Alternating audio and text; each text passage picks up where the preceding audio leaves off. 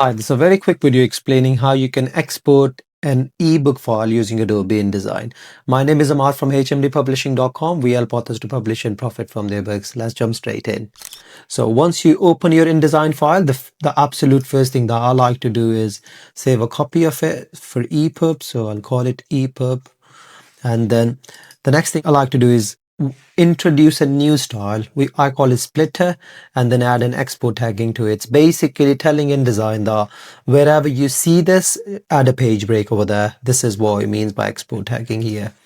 And then we'll just move on to the next page. This is a copyright page. I'll use the same splitter here. We don't actually need this one here, but I'll just do it anyways.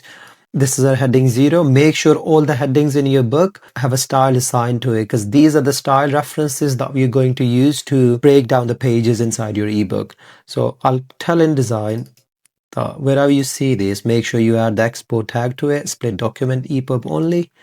And then I'll scroll down, same thing here.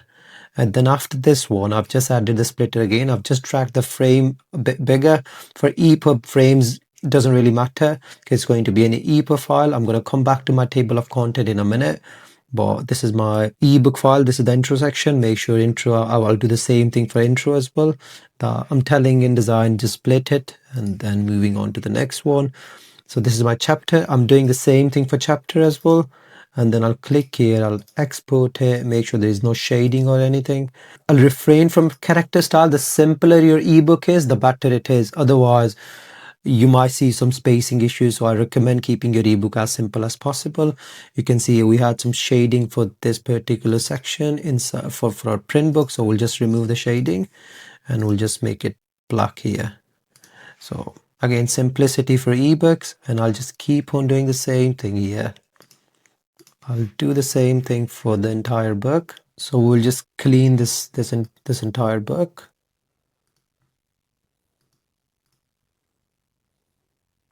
Chapter 10, chapter 11, chapter 12. So what I'm doing is I'm basically just removing the character style from here, because ebooks doesn't translate the character styles very well. So I'll refrain from having character styles for this one. It might work okay, but I just personally don't like it. So that's your own choice. If you want to style your ebook slightly, you can do that. But it just doesn't look professional to me, so I'll just take it off. 17.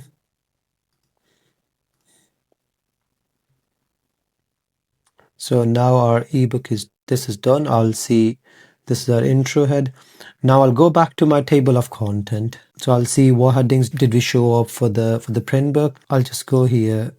What I like to do is, let's say if I want to I want to add this to my table of content, I would like to add an X to it so that I know this is going to be inside our table of content. So this is my day number.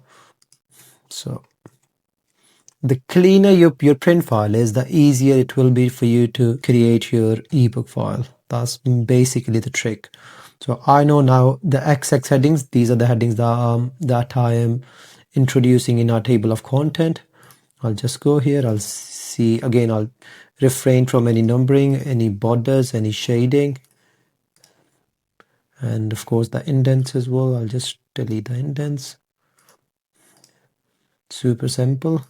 And what I've done is I'll just click on layout, table of content, intro heads here, and then here. This is again my level 1. This is also level 1. It's actually level 2.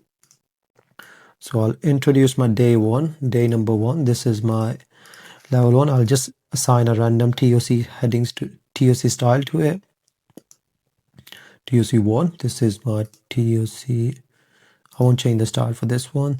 So this is level 2, and author name comes after my day title, so I'll call it level 3. I'll make sure there is no page number to any of this style here. Make sure I'll make text anchor in the source paragraph. And that's pretty much it. What I can see is my style is right aligned for some reason. I'll just fix it. I'll move it back. I'll make sure my fonts are consistent. I'm using Baskerville. This one is Laura, so I'll just use lower here as well, because I've used a different style, but that's the reason it has a different one. I'll make sure my spacing reflect that. So I want spacing before the chapter number. So I'll add some spacing, redefine it. That's my table of content now fully ready. What I'm doing is I've added two new styles here. One is simple return, and then I've added my splitter so that the table of content stays on this page. So I'm just going to anchor the table of content here. I'll just place it here. I won't worry about this override. I'll just go through the book, make sure there are no additional frames around the book, because we normally do that for a print file. Then I'll clean my file. When I say clean it, I mean like removing header footers. I don't, because ebooks doesn't have any header footers. I'll just clean them off here. That's pretty much it. Looks pretty good to me. I'll hit Command S, save, and then I'll just go to my final folder. I'll create a final folder, and inside the folder I'll say EPUB ebook. Then I'll say Reflowable ebook file. And from here I'll click on none, and then from here we have just created a multi-level TOC.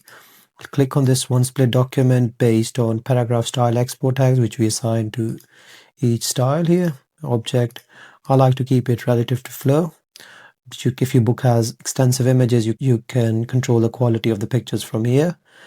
And that's pretty much it. Now we'll check the ebook file using Kindle Previewer 3. As you can see that, this is the tool that we're using. We'll just go here, go inside my folder. I'll drag and drop the file here, and let's see how it looks. It might take a few minutes. Sometimes Kindle try to be funny, telling you can have a coffee or something, but we'll see. So it's now processing the file. Ebooks are usually tricky because ebooks, it's a reflowable ebook file, so it will always change its shape and size according to the user device setting. As you can see that the title page looks fantabulous. Copyright, author. Yep, everything looks good to me. Yep, this one is bold, because this one is bold too, which is perfectly okay. So now my chapters are on their own pages.